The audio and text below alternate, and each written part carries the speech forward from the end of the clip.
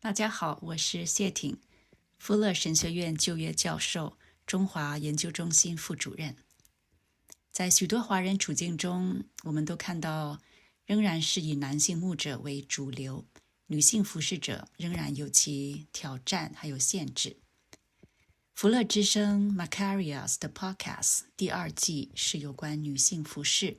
我将访谈数位在不同岗位上服侍的女牧者、传道、神学教育者、神学院院长、福音机构主管等，希望他们的分享可以让听众了解女性服侍者的心声，也盼望他们的心得可以成为多人的幫助。歡迎大家收聽。今日我哋好開心請到陳仲恩博士 Joyce 嚟到我哋呢個 podcast。咁陳仲恩博士現任加拿大華人神學院溫哥華院長及教牧學課程主任。佢形容自己係一位神學教育嘅夢想工程師 Imagineer。Joyce 成長於香港，並於17歲時移居北美。佢自稱為真正嘅1.5代。致力於中西文化及兩代之間搭建橋梁。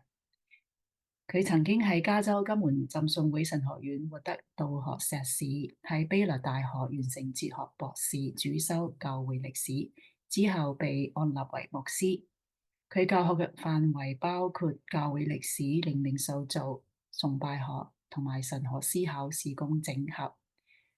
佢嘅學術研究興趣集中喺研究早期加拿大華人教會嘅歷史，咁而最近亦都係獲得藝術治療高級文憑。Joyce 好開心今日你接受我哋嘅邀請，可以我哋有呢個 podcast 啦。咁我識到你都20幾年啦，咁我想問下你，即係之後你讀呢個 PhD 嘅時候，點解會揀教會歷史咧？其實我初初讀 PhD 嘅時候咧，我係報歷史神學或者系統神學嘅，因為我好想研究一個嘅即係我哋嘅思想啦，或者我哋嗰個嘅信仰傳統啦，係嗰啲嘅思想發展係點樣樣嚟嘅咧？咁我報讀 Baylor 嘅時候咧，其實佢真係收咗我讀系統神學嘅。不過咧，我去即係讀書嘅第一天，即係返學之前第一日咧，當我備課嘅時候咧，我睇嗰本好記得係 John Milbank 嘅現代系統神學嘅書咧，我發覺我睇咗2個鐘頭，第一頁我都唔明佢講乜嘢。咁我咧就好惆悵咧，就去咗揾我啲 advisor 傾偈咯。咁啱啱嗰陣時有個新嘅老師嚟，咁佢其實係讀historical theology 嘅，咁佢就解釋，佢問我，佢話其實你到底係 more interested in 個 content，即係個內容、思想嘅內容啦，你係有興趣啲啊，還是係 the context 嗰個處境，點解啲思想係從個處境咁樣嚟嘅咧？咁我就即係其實佢 touch 咗我諗，其實我第一個反應就話，其實我係 interested in 處境，即係唔係 interested in 內容，但係其實我真正嘅興趣真係想睇下個處境點樣樣孕育呢啲嘅信仰嘅傳統。咁跟住佢即刻同我講，佢話咁你應該轉讀 church history 啦，咁樣。咁所以就係轉咗讀教會歷史。咁但係其實我自己本身都係對教會歷史係有興趣嘅。呢個可能同你下一條問題會有關聯啦，就係即係喺我生命裏邊影響我嘅其中2個重要嘅人物啦。其實其中一個咧就係我神學院嘅時候嘅教會歷史嘅教授。好啊，原來係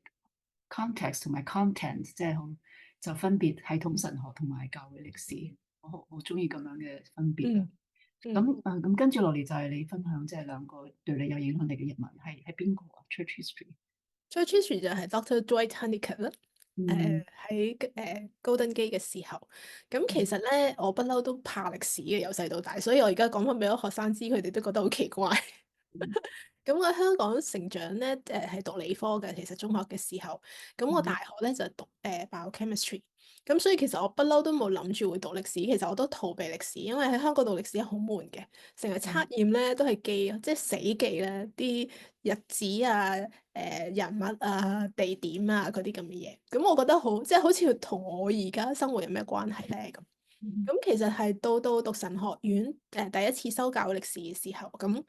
我好中意 Doctor Henniken，因為其實佢一入嚟，你知佢個樣，你記得佢個樣啦。其實佢係一個好 fatherly figure 嚟嘅，即係好似個 grandpa。咁佢教會歷史咧，就好似公公爺爺講故事咁樣咯。嗯咁我就即係被佢吸引咗，其實係。咁嗯同佢傾開偈咧，就佢又係一個好 caring 嘅老師啦。咁佢又做過宣教士啦。咁即係傾開偈嘅時候，我覺得佢即係佢吸引咗我咧去睇原來教會歷史咧，或者歷史啦，本身唔係一啲即係一啲即係冷知識嚟嘅。其實係有血有肉，睇見喺過去嘅日子嘅裏邊，上帝嘅子民，教會點樣嚟到去即係嘗試好努力嘅嚟到去活出耶穌基督生命嘅樣式。當然有成功，亦都有失敗嘅時候啦。嗯咁所以呢樣嘢係即係吸引咗我，覺得哇，呢樣嘢即係對於我嚟講好真實。嗯唔係只係一啲嘅頭腦上面嘅嘢咯，咁更加佢嘅生命俾我見到，佢作為一個教會歷史嘅老師，佢都係 part of 嗰個即係雲彩嘅見證人。咁所以嗯其實就我係由佢嗰度即係 be inspired 啦，去讀教會歷史啦。咁其實佢又好幫我啦，喺個過程裏邊，咁佢亦都好鼓勵我啦。不過到最尾我即係報讀PhD 嘅時候，點解揀咗神學咧？就係因為其實我唔係特登揀系統神學嘅，我係揀神學，係因為我好想即係因為自己作為一個 Asian 啦，咁好想即係睇下能夠點樣去整合呢個 identity 嘅問題。因為其實讀教會歷史都係即係讀歷史就係去尋找我哋個身份。咁所嗯以其實我本來諗住神學可以幫到我做呢樣嘢，但係後嚟發覺哦，原來歷史更加可以幫到我做呢樣嘢。interesting。Yeah，其實我都上過Dr. Honeycutt 嘅 Church History，都係好中意佢嘅課啦，但係就冇好似你咁樣對佢啊個課，即係影響到你後邊之後嘅嗯一個將來咁。嗯。咁另一個咧，另一個對你有影響你嘅人物。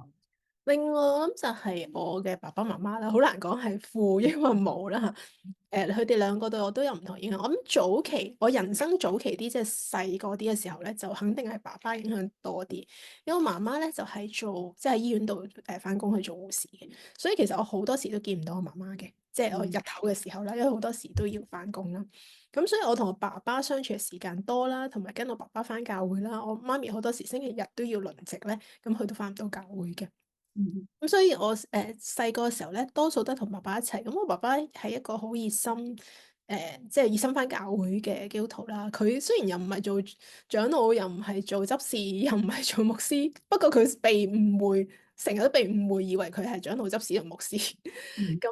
但係佢係一個好好點講，好將信仰落實喺生活嘅一個人，我覺得佢。咁嗯佢其中有一個嘅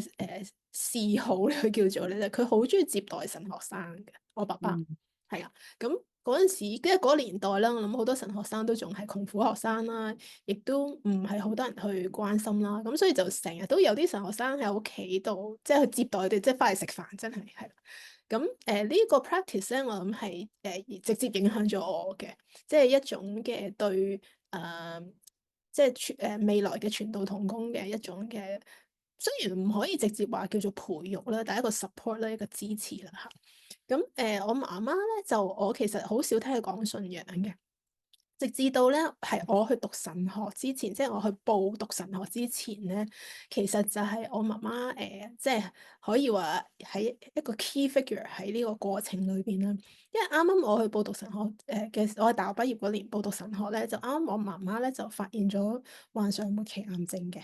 咁嗰陣時咧，其實我同我爸爸咧有一個拗撬嘅，即係媽媽未發現癌症之前，我報神學院嘅時候，其實佢已經好唔想我讀神學，我爸爸。雖然佢係一個咁即係committed 嘅 Christian 啦，因為佢覺得女性係即係當時30年前，即係女傳道咧喺教會裏邊咧係即係不公平嘅被對待啦，同埋咧非常之即係受限制個侍奉，即係你一係就做兒童事工，一係做奇英事工，好少你可以有機會講到啊，或者即係唔平等啦，佢自己覺得。咁所以佢係覺得，佢一直都覺得我唔應該去做奉獻做傳道人，我應該帶職侍奉。咁但係當時我媽媽咧，即係佢病咗之後咧，咁其實就即係長話短説啦。咁我翻咗，即係我當時喺美國讀緊書，但係我翻香港一段時間嘅。咁其實係我媽媽鼓勵我去，即係翻美國讀神學，因為佢覺得其實如果上帝真係呼召你做呢一樣嘢嘅，咁即係你應該去做啦。咁同埋嗰陣時其實我媽咪係好，即係其實佢係好需要我嗰個咯。咁佢就即係佢都本來我翻香港係要陪佢一齊做 treatment 啦。咁做完咗第一個 treatment 之後，咁跟住佢就同我講，佢話其實你真係應該翻去即係完成，即係神喺你身上邊即係想你完成嘅嘢。佢話即係佢自己覺得，即係神係會 take care 佢嘅。當我哋即係行喺佢嘅路嘅時候，咁所以喺嗰一刻開始，即係嗰時，我諗我係第一次真真正正去知道我媽媽到底個信仰嗰個歷程，或者佢嗰種嘅信心係去到咩地步。因為佢平時好少講呢啲，但係當去到咁嘅位嘅時候，我就發現哇，原來我媽咪係一個好有信心嘅人，亦都佢唔單止好有信心，佢更加係好願意去為上帝去犧牲。即係雖然喺嗰一刻裏邊，佢咁需要佢自己個女，我係獨女嚟嘅，冇兄弟姊妹。但係佢係反而選擇希望我繼續去行神嘅路，雖然我會遠離佢，即係 physically 遠離佢咁樣咯。咁所以係咯，我爸爸媽媽對我生命，即係喺屬靈生命嘅影響。有敬虔嘅父母先至會有你喎。哇，好奇妙啊！多謝你分享呢個故事。其實我都唔知啊，識咗你咁耐，你媽咪咁樣。嗯啊，我喺度諗咧，其實由讀神學到而家，其實差唔多就30年啦，嗯，係咪啊？有啊。咁喺呢30年當中，即係你可以即係有反思下，即係當初幾時開始會對神學教育有感動，同埋到而家30年之後，即係有啲嗯乜嘢，即係對，當你諗到神學教育有啲乜嘢會即係 come to your mind。嗯。其實對神學教育有感動咧，就係同對北美華人神學有感動係差唔多同時間出現。應該話我個 calling 其實好 contextual，我可以咁講。嗯其實嗰陣時讀緊神學嘅時候，我最初咧唔係讀 MDiv 嘅，咁我係讀Christian Ed 嘅。咁因為我一直都有興趣，即係teaching ministry 啦，同埋諗住做女傳道咩都係做下 Christian，即係神教 Sunday school 啊嗰啲咁樣啦。咁但係咧，我其實讀第一個學期咧，就已經覺得有啲唔妥嘅我自己。咁我 part of 我諗讀嗰個 program 亦係因為嗰個係2年，即係 MDiv 係3年，嗰個係2年咁。咁當時我媽媽仲係病緊，咁所以我就想快啲讀完之後咧，可以翻去陪佢，即係一路侍奉又陪佢咁。咁但係發現讀第一個學期咧，已經覺得唔係好對勁。In a sense 就係我覺得讀神學院係去學聖經，去學神學，但係因為讀好多嗰啲教育理論啊，咩developmental theory 啊，即係即係孩子點樣成長啊嗰啲。咁而家睇翻轉頭係有用嘅，不過嗰一刻裏邊咧，好似同我讀神學嘅 expectation 有啲落差嘅。咁所以咧就唔係即係覺得唔對勁啦。咁跟住好奇妙咧，又有一個禮拜咧，唔知點解無端端咧就喺一個 Christian Ed 嘅 class 度，好似就有一個韓國嘅叫做咩 American Korean 嘅 missionary，係 Korean American missionary，咁就嚟分享喎。咁佢話佢係我嗰陣時即係 Southern Baptist，我哋仲係分 home missionary 同埋 foreign missionary。佢係一個 home missionary，即係佢係喺美國本土做宣教。咁佢咧就分享話佢其實喺我哋一間 sister school 啦，Southwestern 嗰度畢業嘅。咁但係佢話發現咧，佢讀嘅神學好白人啊！佢咧去翻一間韓國嘅教會度牧會咧，佢覺得好似神學院讀嗰啲嘢冚唪唥都唔啱使。嗯咁其實我聽到佢嗰個分享嘅時候咧，其實對我嚟講好震撼嘅，無端端好震撼。即係我喺度諗下，其實我哋中國人可能都會有即係面對同一個嘅挑戰咯，就係呢個處境嘅挑戰。即係到底我今日喺金門畢業，或者其他嘅即係都係被呼召去侍奉嘅華人嘅弟兄姊妹喺西方嘅神學院畢業之後，到底係咪能夠真係喺我哋即係識得點樣去喺我哋自己嘅文化嘅處境裏邊去牧養咧咁。咁所以其實嗰兩個呼召係一齊嚟嘅，即係神學教育同埋北美華人神學教育係一齊嚟。咁所以喺嗰陣時咧，我就去回應咗，即係上帝，我覺得我好想係參與其中一份子啦。咁 at the same time 就係嗰陣時你都記得我哋有一班中國人嘅神學生咧，即係喺灣區度都有侍奉啦、有實習啦。咁其實都見到灣區啲教會咧係青黃不接，好多主任牧師要退休，冇下一代咁樣。咁所以其實我哋即係我自己咧都好有心啦。咁嗰時有幾個同學一齊傾偈啊，我哋咪有個 group 嘅，如果你記得嚇，我哋都好希望一齊去參與呢樣嘢啦。咁結果 end up 唔知4個定5個呢個 group 入邊，我哋有3個都即係真係畢業咗，即係做神學教授啦。咁當時就係抱住一個唔係叫即係你可以話係一個單一嘅 calling 喺呢樣嘢上邊啦，即係對於神學教育唔係好大認識，不過就係覺得即係唔希望即係希望喺培育教會下一代嘅傳道人裏邊能夠去參與，覺得有呢個負擔咁樣咯。咁我PhD 畢業之後咧就好奇妙地唔知翻咗去 Vancouver 侍奉啦。咁其實嗰度咧係我第一個正式嘅神學教育嘅侍奉嘅工場啦，可以咁講啦嚇。咁又係好特別咧，就係即係長話短説啦。本來其實有幾個 option，即係去揀工場係啦。咁後嚟 end up 留翻喺溫哥華，係因為其實本來一個係香港，一個係美國一間大學。咁但係諗翻我起初嘅呼召，其實最近嘅就係溫哥華呢一間嘅神學院。咁佢當時又邀請我去發展即係北美嘅華人嘅神學教事工啦。咁所以就留咗喺嗰度開始，即係好似開荒，有少少似教會開荒嘅。其實真係由零，即係由無變有，因為呢間係一間西人嘅神學院，要去發展一個即係 Chinese ministry 嘅 program。咁所以就由嗰度開始，慢慢我覺得係去孕育一個所謂神學教育嘅一個嘅 vision 啦嚇。咁我覺得係喺一個過程裏邊慢慢去學習同埋去摸索，因為喺西方神學院裏邊你就會見到，即係自己都係西方神學院出嚟啦嚇。但係西方神學院裏邊你就會見到佢哋嗰個嘅 emphasis 係好唔同。即係佢哋會着重即係 knowledge 啦。雖然我哋嘅神學院都係有話 knowing, being and doing，但係嗰種我諗最大分嘅係嗰種 spirituality，即係嗰種嘅屬靈觀啦嚇，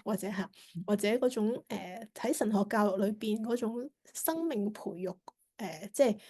老師同學生同行嗰種生命培育，係同華人神學院嗰個嘅模式係好唔同。咁即係佢哋嗰個所謂 professional boundary 會比較強啲啦，我諗下。咁我自己咧就喺嗰間西人神學院裏邊，其實我就主要係負責 Chinese ministry，但係都有教英文嘅科目啦。咁透過即係其實嗰陣時同啲同事，我都會覺得有好多唔係好點講，思想上邊有好多嘅落差，即係差距。譬如有一次，我記得好早期我哋開 faculty meeting，咁咧就討論到底需唔需要有呼召先可以讀神學呢件事。咁你知華人好傳統，一定有呼召先可以讀神學。咁但係西人佢哋對於佢哋嚟講，佢哋覺得神學教育係每一位信徒都應該可以接受嘅咁。咁所以有一位嘅老師佢就即係佢反應都幾大㗎。佢因為我哋講緊啲 admissions criteria 啊嘛。咁佢就話其實我自己讀神學嘅時候，我啱信主冇幾個月嘅咋，我就走去讀神學㗎啦咁樣。咁你知我哋 Chinese 嘅 context，如果啲教會一聽到就即係梗唔得啦。通常你要成熟嘅基督徒啊，要受洗幾多年啊，咁跟住又牧者推薦啊，諸如此類咁樣。咁所以就有一個少少嘅 debate 嘅喺開 faculty meeting 嘅時候。咁其實佢都刺激我去諗翻到底神學教育嗰個嘅對象啦，同埋嗰個嘅即係嗰個闊度係點樣咯。咁當然喺當中，其實我成日都要做好似做唔係叫和事佬，即係做 middleman。我覺得我自己即係同喺華人教會嘅圈子，同埋西人嘅神學院裏邊咧，要做好多嘅即係叫中間人嘅工作嚇，因為好多時牧師會去投訴話，哇咩你哋神學院會收人哋冇呼召嘅去讀神，即係佢哋嗰種所謂呼召啦，去讀神學㗎咁。咁 at the same time，我啲西人嘅同事就會覺得，乜你哋華人教會好似好 discriminate，即係好似咁嘅精英主義，淨係俾嗰啲年資高嘅人先可以讀神學嘅咩咁樣？係咯，咁即係亦都係即係呢啲文化嘅碰撞裏邊去學習啦。不過整體嚟講，我覺得喺西人神學院侍奉一個最大嘅收穫，真係去擴闊我對神學教育嗰個嘅視野咯。尤其是開始咗，因為我以前嘅西人神學院咧係第一間去做distributed learning 嘅，因為加拿大比較散啦，即係我啲省份比較散啦。咁同埋我以前嘅即係院長都係做宣教士出身，其實佢成日都飛去非洲，佢做院長嘅時候都仍然繼續飛去非洲教書。咁後嚟就做 distributed learning，最後一個 stage 就做即係網上教育啦。咁其實我發現喺一個咁樣嘅環境裏邊咧，真係同學同同學之間，即係呢個就俾我即係好深嘅感受咧。其實神學教育唔係淨係單向嘅咯，係雙向，甚至係三向。唔係淨係老師即係教一啲嘅傳授一啲嘢俾同學，而同學同同學之間嘅互動，其實佢哋嘅生命同生命之間係彼此有影響。咁而更加我哋係一個嘅即係。喺一個即係由聖靈引領嘅群體底下，我哋其實所有嘅互動嘅裏邊，其實都係即係都係有學習，即係嗰個 learning community 嚇。所以其實我諗對我即係後期，你話廿幾30年之後，即係我發現其實喺教育嘅裏邊，真係即係生命影響生命嗰樣嘢咧，唔單止係老師影響同學咁簡單，調翻轉同學都祝福我嘅生命，而at the same time，其實每一個同學嗰個嘅生命嘅質素咧，都係即係佢哋互動之間咧，嗰個影響都係好大。我記得有一次我哋上hybrid class 啦，即係有啲同學喺 campus 啦，有啲同學喺網上啦。咁網上啲多數都係非洲嘅同學嚟嘅。咁有一次咧，我哋就講到即係嗰一堂咧，就講到上帝嘅名字。咁就每一個人咧，就揀一個上帝嘅名字嚟到去研究啦，即係做 word study 啦，做 context study 啦。咁然後咧就去分享，然後有個應用咁樣嘅。咁我好記得嗰個非洲同學咧，啱啱咧佢嗰條村咧就爆發緊一個嘅唔係叫 pandemic 嘅，即係一個疫情啦，都係。咁佢就揀咗耶和華係我嘅醫治者呢個嘅名嚟到去做佢嗰個即係 OT 個 study 咯。咁然後當佢講嘅時候，即係講完一大餐，即係你會喺 commentary 啊、喺字典啊揾到嗰啲 information 之後咧，咁佢就分享佢嗰條村發生緊嘅咩事，跟住佢就話佢好想用呢一個嘅功課嚟到去即係幫佢去話俾啲佢周圍嘅人，因為佢哋嗰啲村民好多就去揾巫醫去醫病嘅。咁佢話佢好想即係藉住呢一個嘅 study 咧，去幫到佢能夠更加將即係我哋嘅呢位有真有活嘅上帝去講俾佢啲村民聽。咁佢分享完呢度之後，我覺得好震撼啊！即係成班同學都覺得哇，即係原來我哋而家即係嗰個 so what 嗰樣嘢可以出嚟嘅啫。原來我而家讀緊嗰啲嘢唔係淨係喺呢度，唔係淨係喺個頭腦嗰度咯，而係即係可以真係一個 living truth 咁咯。係啊，咁所以我覺得呢啲嘅向度係去挑戰我翻嚟，譬如而家我翻嚟個華人嘅神學教育嘅場景嘅裏邊咧，其實我覺得我其中一個嘅 mission 就係不斷嘅擴闊我嘅學生嘅嗰個嘅即係信仰生活嘅視野咯，即係唔好成日淨係留喺教會四埲牆或者我哋嘅事工。因為你知道環教會，我哋好多時都好事工，即係我哋焦點係好事工化。咁所以希望可以擴闊大家嗰個嘅經驗啦，咁係彼此嘅去交流啦。咁尤其是對第二代啦，因為即係喺呢度成長嘅第二代，其實係嗰個喺我哋嘅 immigrant church 入邊啦，移民教會入邊啦，其實好多時第二代都覺得唔適應，或者覺得我哋第一代好封閉，即係成日都唔睇出邊嘅世界咁。咁所以我即係一直以嚟我都覺得我好希望去做一個 bridge builder 啦，即係橋梁。希望可以係喺第一代同第二代或者英文同埋中文嘅羣體嘅裏邊，去能夠去使我哋能夠真係即係透過神學教育，讓我哋可以將我哋嘅教會觀嚟到去擴闊，同埋翻去大家一齊喺一個喺神嘅國度裏邊，可以彼此配搭同埋侍奉。多謝你嘅分享啊！其實好多教會第一代同第二代之間呢個 intergenerational ministry 本身都係個 cross-cultural 嘅 ministry 咯。咁如果自己教會即係自己教會嘅下一代，我哋都唔去 reach out 嘅話，咁何況係其他種族嗰啲人？OK，I like your vision。咁知道你好忙啦，又做行政，又教書，又有2個小朋友，仲有其他講道啊啲 ministry，咁仲要寫書，咁你點樣去喺咁多方面當中，即係點樣去揾嗰個 balance？其實係咪真係有 balance 呢樣嘢咧？我記得幾年前咧，因為參加咗ATS 嗰個 Women in Leadership 嘅 mentorship program 啦。我記得有一次咧，佢嗰個 talk 咧就係訪問一個比較後生，我諗都30零歲嘅一個嘅，不過佢係一個 African American，如果冇記錯嚇。咁佢又係好似我哋咁樣嘅，即係又行政又教書又即係唔知係咪喺度即係仲係努力緊 tenure，即係各方面咧，跟住又 BB 又出世咁樣啦。咁跟住佢就分享咗一樣嘢，佢就話佢嘅 supervisor 問佢想唔想即係being promoted to some kind of program director 定唔知乜嘢咁樣啦嚇。咁佢話 turn down 咗。咁佢話因為佢知道即係 you cannot be everything at the same time。咁其實佢嗰個分享咧都即係提醒咗我自己，就係因為好多時我都會覺得即係喺咁多年嘅點講啊侍奉啦嘅裏邊啦，有時都係有個 temptation 咧，即係 try to be everything 嘅，即係話我又要我做嗰10樣嘢，我10樣都要求做得好。咁我自己本身都有少少 perfectionist 嘅 tendency 嘅嚇，其實。不過即係我諗咁多年之後，我發覺其實我幾年前咧，我諗我估我自己 on the verge of burnout 嘅，即係而家睇翻轉頭啊嚇，即係嗰種 exhaustion 係啊，尤其是啲小朋友細個嘅時候啦。咁所以咧就我諗 balance 就冇得講啦。不過而家起碼有個 heightened awareness，我覺得咧，即係幾年前其實我就睇翻Walter Brueggemann 講 Sabbath 嗰本書，好細本嗰本咧嚇。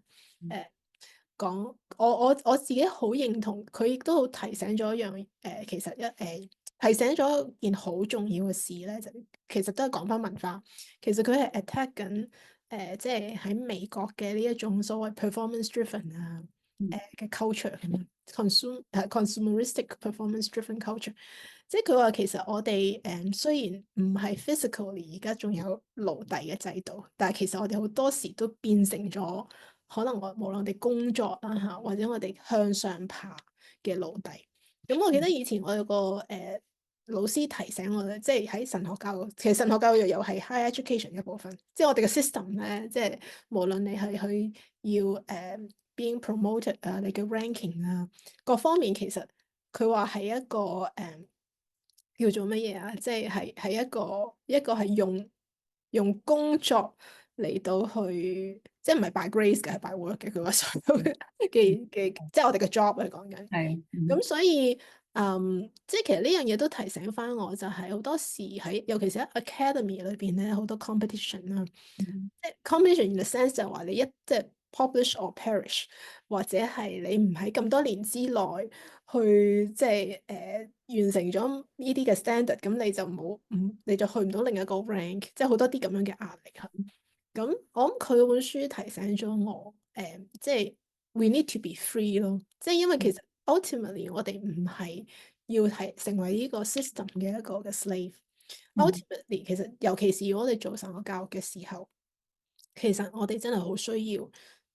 即係去超越呢一個嘅框架咯。嗯咁所以當我自己做行政嘅時候，即係 when you have some say 嘅時候，咁我就其實都好想幫，即係幫到嗰個institution 嚟到去打破一啲呢類型嘅框架。即係尤其嗯是譬如我喺 Women in Leadership 嗰篇嘅 research article 都有講到，其實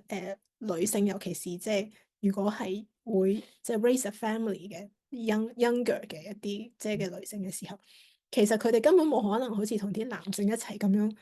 即係7年去攞 tenure，一齊 publish 咁多嘢，一齊去即係教咁多 course，攞到咁好 evaluation，因為佢中間可能會生 baby 啊，有其他即係 household 嘅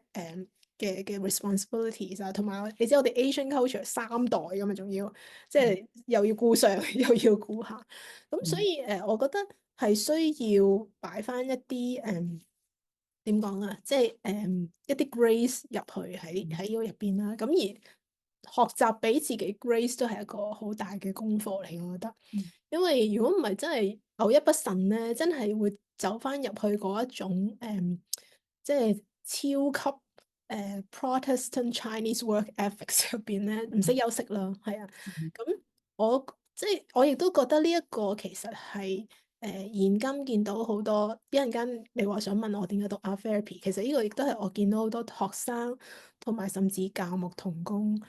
burn out 一個嘅原因，就係我哋好似永無止境嘅係要去 fulfill 一啲嘅 expectation 同埋一啲嘅所謂嘅即係 KPI 啊嘛，key performance 誒 indicators。嗯咁我覺得呢個係好需要去點講啊？唔係話冇 accountability 係需要嘅，但係有時我覺得過咗火咯。有學習點樣？譬如而家我而家有啲神學生都會嘅，即係成日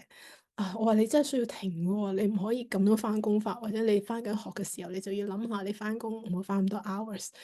你侍奉要學 say no，即係呢啲都係我哋喺度學緊。譬如我而家尤其是做咗呢個位啦，好多教會想問我講道。但係我都要學習去 say no。如果唔係，我真係個一個禮拜講好多堂，都可能唔夠，即係都仲可能有 invitation。咁我覺得即係點樣自己去平衡，其實 in a sense 就係學習 self control，即係一個 fruit of the Holy Spirit 嚟嘅。我覺得呢個係即係嗰種 self control，唔係話我哋 control 自己去做啲唔好嘅嘢。有時個危險性就係嗰啲嘢全部都係好嘅。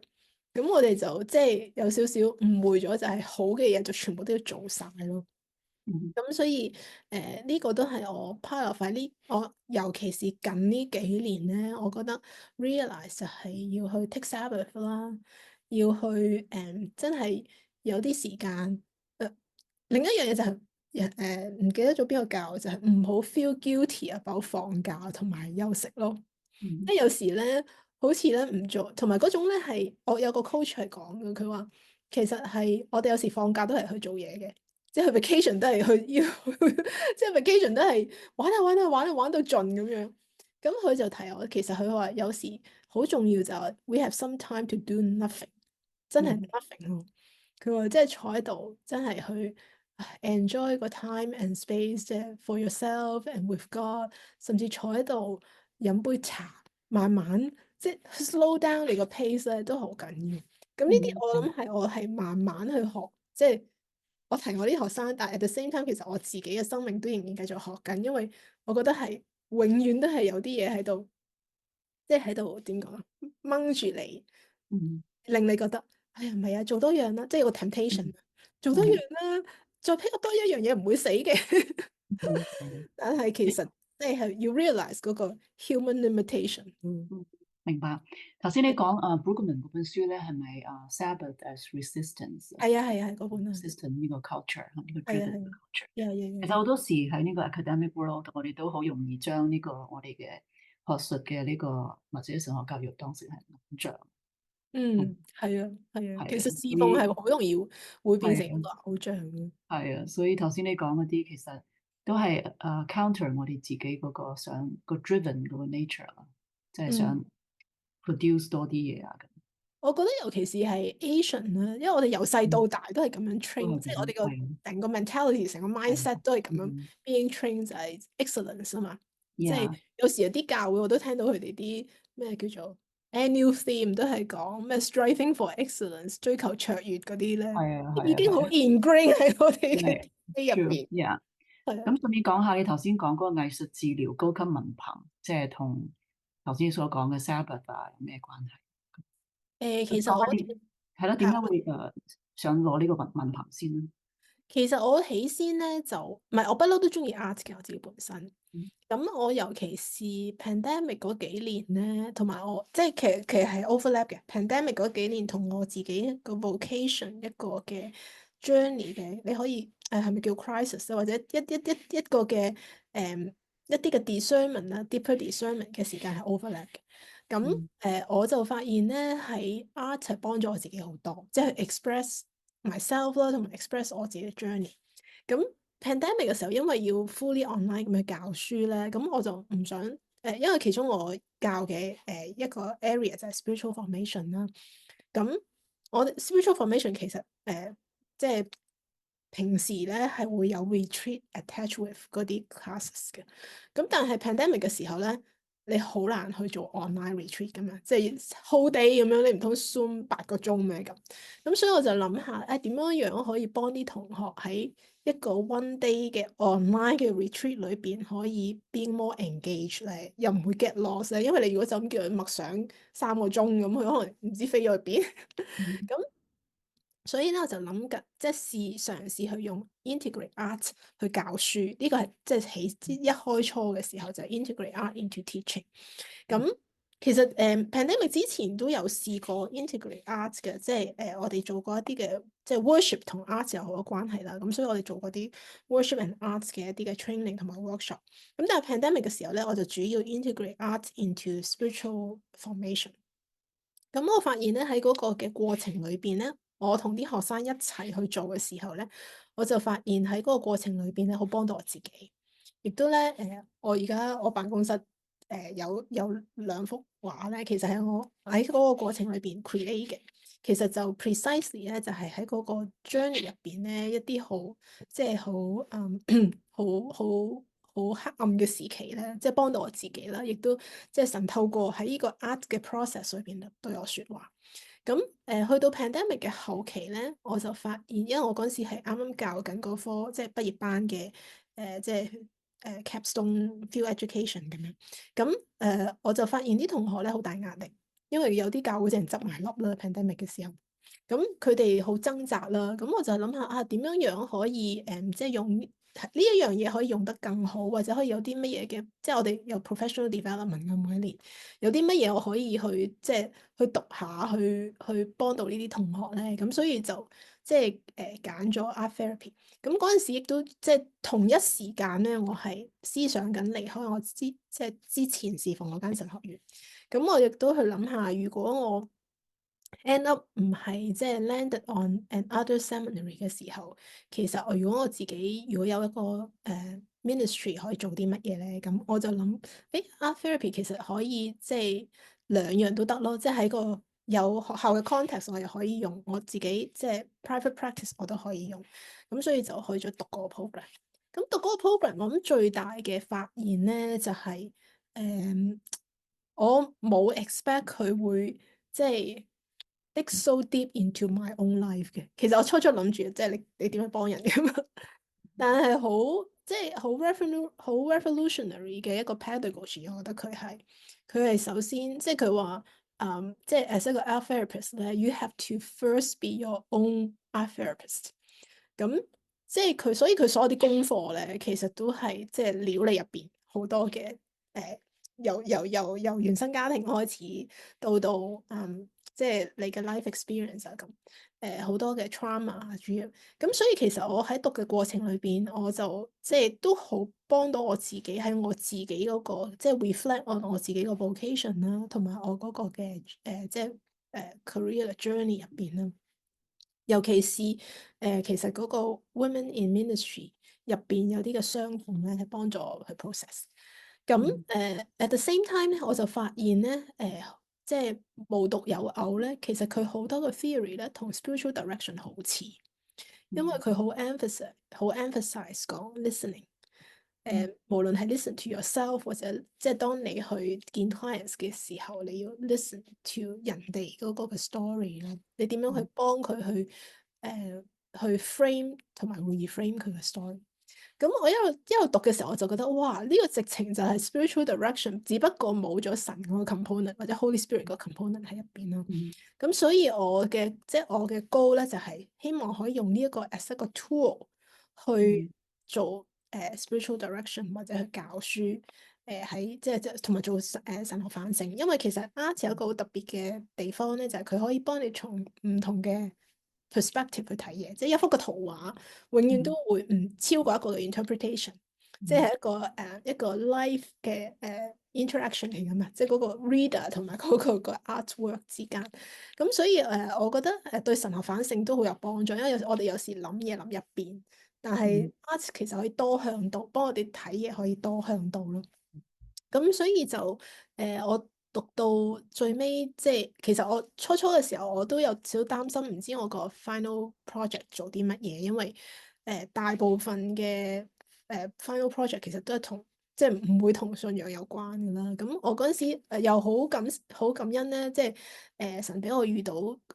哋學校有，我諗我估佢哋冇講啦，但我估我哋有啲老師其實 Christian 嚟，我相信啦。咁啱啱我個program director 咁佢就話佢即係佢，因為其實我哋個同學個 group 係好 diverse 嘅，咁佢知道我係即係 pastoral 嘅 background 啦，咁佢就其實佢最初就提議我，佢話不如你做啲即係 art therapy 同埋 pastoral care 有關嘅嘢啦。咁我起先都好想，即係我覺得呢個題目都唔錯啊咁樣。咁啊後來諗下，不如做啲直接啲嘅啦，唔知可唔可以同神學教育有關咧咁。咁就佢就介紹咗一個，因為我哋有一個 group 嘅advisor，即係好似 thesis advisor 咁，佢就介紹咗一個 advisor 俾我。咁真係好奇妙嘅個 combination。嗰個 advisor 咧本身以前都係喺一間天主教院嘅神學院裏邊咧教過書，佢做 pastoral education。咁而佢當然佢又係一個 art therapist 啦。咁然後咧佢又有一個 education 嘅 doctorate 嘅本身。咁我同佢一傾咧，咁佢就好 supportive，佢就話好啊，你不如做神學教育啊。咁我就同佢講我話，其實咧我好想 address 呢個嘅 burnout 啊、depression 啊，即係好多 mental emotional health 嘅 issue among 即係 ministry 嘅 workers 咁。咁於是就即係最尾嘅時候就寫咗一個，其實係寫咗一個 curriculum 咯，就係 for 即係 promoting well-being of 即係 seminary students 同埋 pastors。咁其實係一個12個 lesson 啦，係。咁我就有機會即係讀完之後咧，就即刻喺我而家呢個神學院咧，就開咗一科新嘅科，就其實即係 precisely 就係講 promote，即係講 well-being 啦，啱啱教完啦。咁每一日上堂就係朝早就係教即係一啲比較 theoretical 啦，即係有 biblical 嘅 theological foundation，其實講 wellness 啦，講點解我哋要 rest 啊，講 Sabbath 啊，講好多呢啲。咁然後下晝咧就係一個 art retreat 咁樣咯。咁即係我都好感恩有機會可以咁樣用啦。咁同埋periodically 都喺學校嗰度會即係用我喺 art therapy 學到嘅，再 integrate 埋入去即係 spiritual direction。咁喺學校裏邊帶一啲嘅 retreat 啊，甚至係週會裏邊有時啲 contemplative worship 啊。哇，好實用啊，同埋好 creative 啊，即係學以致用，真係好啦。咁最後兩個問題咧，就係知道你而家做女院長啦，喺個華人神學院，其實呢個世界都唔係好多個，手指可以數出嚟有幾多個，即係女嘅院長。咁有咩挑戰咧？同埋最後你對於女性即係姊妹嘅喺 leadership 嘅咁樣嘅人有啲乜嘢鼓勵？我諗其實挑戰比我本來預測或者預計嘅係冇咁嚴重嘅，可以咁講。可能因為我自己之前嘅 stereotype 啦，我都覺得哇，即係其實我入嚟之前我都有好 hesitant，就係咦華人嘅神學院即係對一個女性嘅一個嘅領導會點睇咧咁樣。咁但係我發覺一樣嘢咧，就係當然其實我以前就算喺西人神學院咧，我以前嘅一個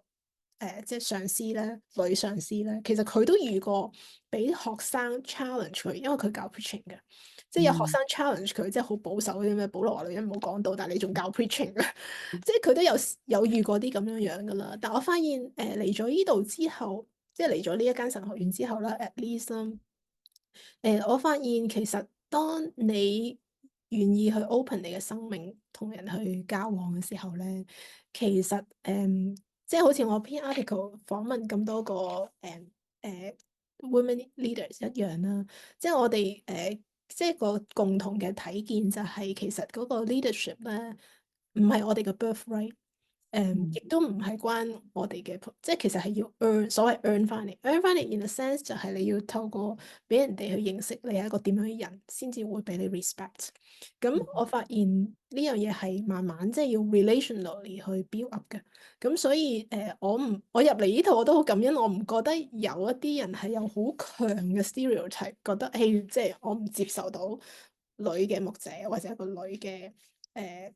leader 啦，反而有時我好早期出嚟侍奉嘅時候，即係比較 young 啲嘅時候咧，嗰個年代咧就真係會，即係譬如我按立咗做女牧師，因為嗰時都仲係後生，我神學院畢業之後唔知唔係好多年嘅啦，即係按立咗啦。咁係有啲教會咧，我試過去講道咧，佢哋真係唔接受我呢個女，即係牧師個態度嘅，即係佢哋會淨係叫我做博士嘅，佢唔會叫我做牧師，即係唔會 acknowledge 你係牧師嘅。咁但係我發覺喺嚟到今時今日，可能第一年紀又大咗啦。第二就係可能即係喺呢一個嘅圈子裏邊，都即係 build up 咗一啲嘅，唔可以叫 reputation 啦，即係人認識你啦，所謂係。咁所以係我覺得喺嗰個嘅 leadership 上邊唔可以叫容易。我相信係如果你話一個即係好出名嘅男性嘅大牧，可能係容易啲嘅。但係 at the same time，我覺得都係即係被接受at least 喺我自己呢個 context 裏邊，即係被接受、被尊重呢一樣嘢，就同我呢個嘅叫做咩啊？同我呢個嘅性別好似唔係太大關係咯。因為我諗無論係請我嘅即係 committee 啦，或者係我嘅同事啦，或者甚至係我啲學生啦，我諗佢哋睇我嘅唔係因為我係一個女院長，佢哋睇我嘅係我係一位即係喺神學教育工作者，係喺呢度做咗好耐，咁所以in a sense 就係佢哋冇乜從性別嘅角度嚟到去即係去 distinguish 到我係邊一個啦嚇。咁sorry，你下一題問題。有人即係對而家姊妹領導者嘅點去領導者啊？係係。我諗其實另一樣嘢好緊要就係嗰個嘅即係當然我哋同神自己個關係好重要啦。但係 at the same time，我覺得嗰個 mentorship 同埋 network friendship 都好重要啦。即係喺呢個即係姊妹侍奉上邊，即係需要有 support 啦，同埋需要有你可以即係有 challenge 嘅時候去bounce back and forth 嘅人啦。譬如我自己係有個 coach 嘅，咁其實同佢其實係幾年前我做 academic dean 嘅時候，喺 Dean's Conference 度識嘅，咁西人嚟嘅佢係，咁但係佢而家就做咗自己有個 coaching 嘅 ministry 啦。咁我同佢一直都 keep in touch，其實係一個 peer 咁樣嘅關係啦。咁但係就我都有揾佢做 coaching，揾佢去 process 一啲好 difficult 嘅 scenario 啊，或者 situation 啊咁。所以我覺得即係呢啲嘅又或者係一啲可能資歷比較深，或者已經即係 walk before us 喺呢個 journey 裏邊嘅一啲嘅前輩啦，係啦，可以即係佢哋有啲 wisdom 可以同我哋 share 啦。咁我覺得其實呢個係好重要。我諗喺任何一個侍奉裏邊，呢個 friendship 同埋 mentors 都係好重要啦。咁另外都我諗又多謝我其實屋企人嘅 support 啦。即係 everybody has to have a community。我諗即係有時唔一定係你嘅 immediate family，but somebody無論係你嘅 church family 又好，咩都好咁樣。咁另外一樣嘢我諗就係即係要好清楚我哋自己嘅到底我哋嘅 vocational call 係乜嘢咯。因為我諗呢樣係 what gets us 唔係淨係 going，即係 persist in what we are doing。我相信，嗯因為當你好模糊，覺得自己即係如果係因為受到 attack 或者受到 challenge，而你開始懷疑你自己係咪應該繼續做嗰樣嘢嘅時候，可能其實我哋唔係好 firm about 到底我係唔應該做嗰樣嘢咯。咁呢樣嘢係呢個亦都係我自己一個 personal practice。我每一年都會再問下自己。即係到底神係咪繼續即係要我繼續喺呢個位度侍奉，或者係咪即係我係am I walking the right path where God wants me to 咁呢個係幫到我可以喺就算遇到困難嘅時候，仍然係持守住嗰個嘅信念，同埋持守住嗰個嘅即係上帝俾我嘅夢想咯。咁係。好啊，多謝你啊，Joyce，你嘅分享真係好有幫助啦。咁希望神祝福你嘅前面嘅侍奉啦，同埋俾你更多嘅機會，更多嘅 contribution to 你嘅而家侍奉嘅崗位。多謝多謝你。，Thank you。